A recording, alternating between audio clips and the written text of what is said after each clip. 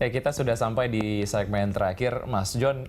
Mapala UI terbuka untuk akhirnya diajakin ketemuan ataupun ngobrol sama teman-teman Mapala kampus-kampus yang lain, berbagi mengenai sistem pendidikan, rekrutmen dan lain sebagainya, supaya memang yang lain juga ikut seperti yang terjadi di Mapala UI ini gitu. Sistemnya jalan tapi nggak ada kekerasan. Iya, terbuka kok. Dan memang biasa kami sesama mahasiswa pencinta alam, apalagi yang di lingkungan universitas itu biasa. Misalnya saya contohnya lagi ke Jogja, lalu habis itu nanti kami berkunjung ke sekretariat Mapagama UGM. Itu biasa kayak gitu. Jadi memang kami dekat, jadi terbuka sebetulnya itu.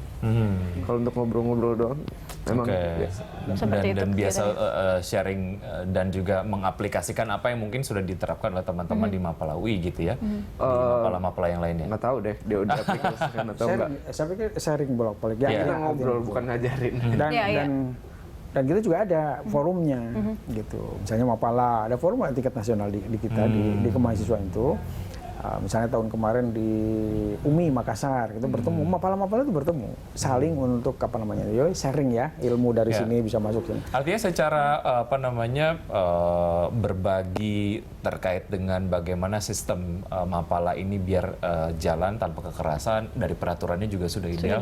Yang kemarin terjadi di UII ini sebenarnya boleh dibilang kecolongan mungkin ya, atau seperti apa Pak? Karena berbagai hal juga sudah dilakukan untuk sudah ideal, meredam itu Pak. Artinya gini, bahwa ketika mereka berkumpul, mereka juga tidak kehilangan identitas identitas masing-masing perguruan tinggi. Sebetulnya mereka kumpul, ini sebentar lagi juga kumpul, bulan Oktober deh. Oktober tuh kumpul, kebetulan tuan rumahnya Jakarta, di Bung Karno ya, Universitas Bung Karno nanti. Jadi mereka suka ngumpul gitu. Mereka saling berbagi, hanya mungkin nanti perlu ditekankan bahwa ketika berbagi itu, jangan ada yang begitu ya. Bahkan mereka tadi baru menghadap ke saya, mereka ngumpul mau, Pak mau nanti pembantu rektor bidang kemahasiswaan kan ngumpul juga di Mapala gitu, supaya nanti mereka juga tahu di Mapala ada apa dan lain-lain gitu ya.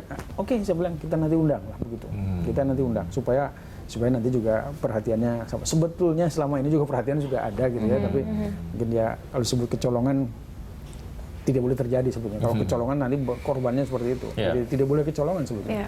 Harus ada proses standar bakunya ya, SOP-nya. SOP dari setiap kegiatan sehingga kemudian peluang untuk terjadinya kekerasan itu hilang. Sedikit berkurang lah atau hilang. Seperti itu ya Pak ya. Baik. Ya, harus ada prosedur operasional bakunya. POB. Baik, Mas John, ini kalau misalnya ada calon-calon mahasiswa yang ingin masuk ke Mapala UI, mungkin biar mereka tahu, mungkin sekarang image-nya masuk Mapala kayak nanti dulu deh karena takutnya digojloknya kekerasan seperti itu. Nah, sebenarnya sistem rekrutmennya itu seperti apa kalau Mapala UI sendiri selain tadi mentoring, apalagi tahapan-tahapannya? Atau pola promosinya kepada teman-teman mahasiswa baru supaya mereka tetap mau gabung sama Mapala. Dan goalnya kan mereka juga apa nih gitu ya? Perlu. Kalau di kami itu kita belajarnya seru sih kalau menurut saya, karena emang saya tertarik di bidang itu banget. Kayaknya sih seru ya, karena kayaknya cinta sekali dengan Mapala. Jadi awalnya itu kita belajar yang basic outdoor skill yang nanti itu tentang di hutan, yang tentang navigasi, komunikasi, rescue di hutan, medical, survival seperti itu. Lalu setelah itu nanti ada tahap 2 kalau di Mapala UI, yaitu kita belajar divisi-divisi apa aja yang ada di kita. Keorganisasiannya seperti itu. Di organisasi ya, mulai dari yang teknis-teknis yang kayak manjat tebing, menyelam, habis itu telusur gua, arung jeram, para layang. Lalu setelah itu, tapi juga diajarin tentang yang organisasinya, kayak misalnya rumah tangga, kesekretariatan, kayak gitu, hubungan masyarakat. Nah, lalu yang biasanya akan jadi momen paling menyenangkan, yang paling diingat untuk setiap angkatan di Mapala UI itu adalah namanya perjalanan panjang, di mana kalau pemberian nomor itu? Pemberian nomor atau apa gitu? Enggak. Nggak ada kayak gitu? Jadi kalau kami perjalanan panjang itu memang tahapannya aja, bukan setelah itu kelar, nggak. Itu memang bagian dari tahapan, tapi itu yang menurut saya akan paling diingat di setiap angkatan. Kita akan merencanakan semacam mini ekspedisi jalan. Kalau saya kemarin kami ke Argopuro, kita jalan dari utara ke selatan, dari desa naik gunung selama sekitar 40 kilo turun itu 2 minggu berasa banget kalau kita tuh deket gitu. Jadi sebenarnya mau mengajarkan juga proses, jangan akhirnya kalau misalnya yang serba instan seperti itu yang ada Enggak. Kita lama rasa banget. emosi yang ada di situ seperti itu ya. Oke. Ya, Pak Didin, peran orang tua sendiri seperti apa diperlukan dalam hal mencegah kekerasan yang ada di UKM ini? Ya, sebetulnya ketika bicara mahasiswa itu kadang-kadang ya orang tua itu sudah tidak terlalu memegang peranan yang terlalu dominan ya, karena memang mereka sudah mulai dewasa gitu. Tetapi bagaimanapun orang tua itu ya sebetulnya sudah ada ya izin orang tua segala macam. Jadi orang tua juga bisa melihat ini peluang untuk terjadi kekerasan di kegiatan ini ada enggak dan lain-lain. Kadang-kadang orang tua juga ada yang tidak tahu ada apa sih di perguruan tinggi, taunya kuliah sekolah gitu ya. Artinya ada langkah proaktif dari orang tua gitu. Sekarang ini banyak yang perguruan tinggi sudah membangun komunikasi antar orang tua, misalnya di perkumpulan orang tua ya, POM-nya itu ada yang begitu, dan di POM juga didiskusikan, nanti juga di sana diberi penjelasan, diberi pencerahan mengenai ibu bapak bahwa nanti kalau anaknya itu masuk ke kuliah itu bukan hanya kuliah hanya sekedar di kelas saja, tapi juga ada kegiatan ini. Baik. Itu juga seperti ini. Nah, ini sebenarnya mereka juga mulai sifatnya itu korektif juga ya. Ini ngapain ini gitu misalnya. Harus ada pertanyaan itu. Jadi supaya apa? Supaya mahasiswa juga tidak, karena dia baru dewasa awal ya, kadang-kadang dia seperti apa ya, seperti udah lepas dari kandangnya itu, segala macam dia. Nah ini juga supaya terarah.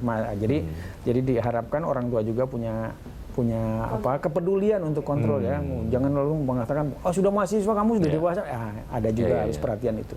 Karena memang ketika menanamkan karakter itu kan pertama dengan keteladanan, kepedulian juga harus ada.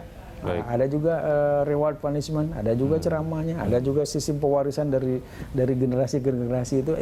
Ini luar biasa sebetulnya. Indah sebetulnya kalau seandainya sudah berjalan sebagaimana yang kita harapkan bersama. Baik, ya. Semoga ini dapat menjadi inspirasi lah ya untuk banyak mapala yang kita ingin juga semua peduli bahwa pendidikan yang diberikan itu harus utuh memang ya, bukan hanya akademik saja. Maksud saya bukan hanya otaknya saja yang kita ada hal lain tapi juga hal lain. Karena mereka bukan untuk jadi robot, mereka itu manusia yang nanti harus bekerja sama dengan manusia lain. Mungkin ini Mbak dan Mas ini juga tahu bahwa kepedulian kepada teman aja itu nggak bisa muncul begitu saja. Ini harus dibangun. Ini peduli kepada temannya. Ada yang tidak peduli. Temannya mau mati, mau apa, biarin aja. Tapi ada yang sangat peduli kepada yang lain. Dan itu dibangun oleh keorganisasian tadi. Ada pertemanan, ada persaudaraan, ada saling mengingatkan, dan itu dibangun melalui kegiatan kemahasiswaan. Gitu. Bukan hanya di kelas. Gitu, ya. Karena itu juga pemerintah sebenarnya punya ini. Jadi selain ijazah dan transkrip, kan sebetulnya sudah mewajibkan juga setiap perguruan tinggi mengeluarkan apa yang disebut dengan SKPI, ya, surat keterangan pendamping ijazah. Di dalamnya ada kegiatan-kegiatan kemahasiswaan, mungkin ada sertifikat kepelatihan, kompetensi dan lain-lain sedang dibangun oleh kita. Sehingga kemudian benar ya kita ingin ya ketika keluar tuh utuh, bukan hanya pinter tapi juga bager gitu ya, baik kalau gitu bahasa ya. Sundanya gitu. Pak Didin terima kasih, Mas Jon terima kasih sudah hadir di Landstalk kali ini. Pemirsa, demikianlah dialog Landstalk hari ini. Anda bisa menyimpan informasi dan saran kepada kami melalui email di redaksi@berita1.tv, dan Anda bisa follow kami via Twitter, Facebook, YouTube, dan Instagram. Nanti ke Landstalk setiap hari pukul 13 sampai 14 waktu Indonesia bagian Barat. Terima kasih, sampai jumpa.